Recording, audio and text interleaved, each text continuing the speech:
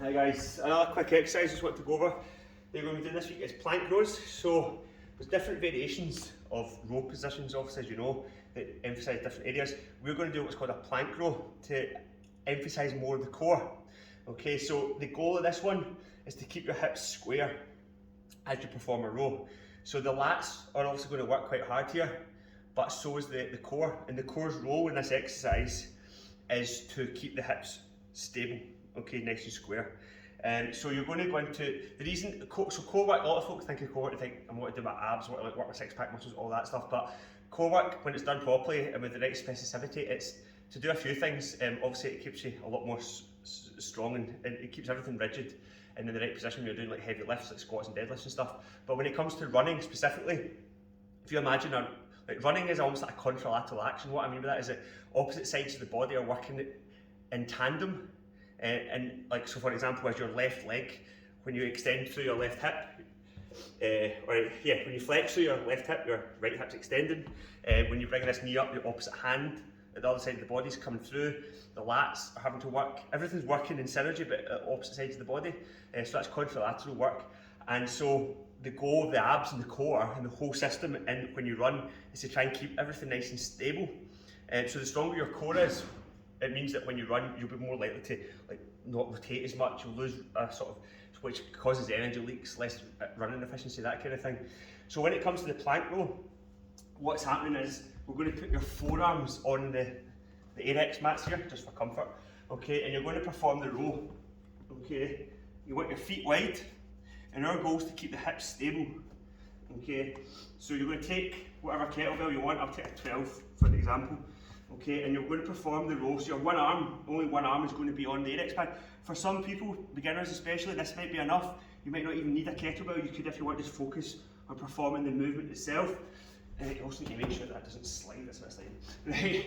Right? So you're going to perform the row like this. And as you're performing the row, your goal is to essentially minimise hip rotation. So what we don't want to see is this. Okay, so you're going to try and keep this position here. This is a really difficult exercise. So what I would suggest you do, you could try, the aim is we're going to try like one side for a full 60 seconds or so, and then move on to the other arm. You could start off with your forearms, okay, and then you'll notice that if you come up to your extended arm, like this, it's easier, it's a little bit easier. So you could start off on your forearms, see how you go on, and then if it's a little much, you could go to the extended arm.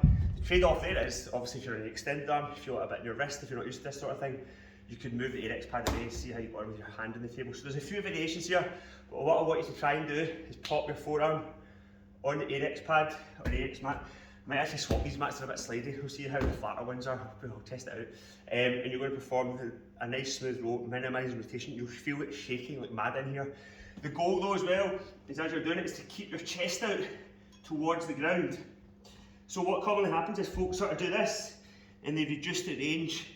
And although the abs are working, you're overcompensating by rounding through the shoulders and you're not keeping your shoulders back and down. So we want to try and think about keeping the chest out, keeping a nice long spine, which will force the abs really, well actually kind of make them work harder.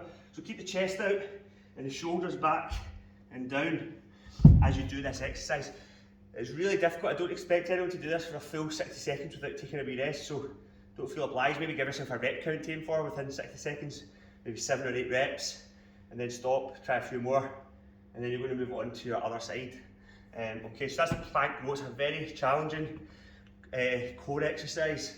And like I said, you can start off without the weight and just even practice the movement itself like that, trying to keep the hips nice and steady. You want your feet wide because the glutes will help also in stabilising your hips. It's not just the core that stabilises your hips, lots of muscles at play, the glutes being one of them. So if you've got a wider base for your legs, then it should be easier to keep the hips steady. Whereas if you've got a really narrow base, it's harder to keep those hips nice and square. Okay, so that's the plank rows.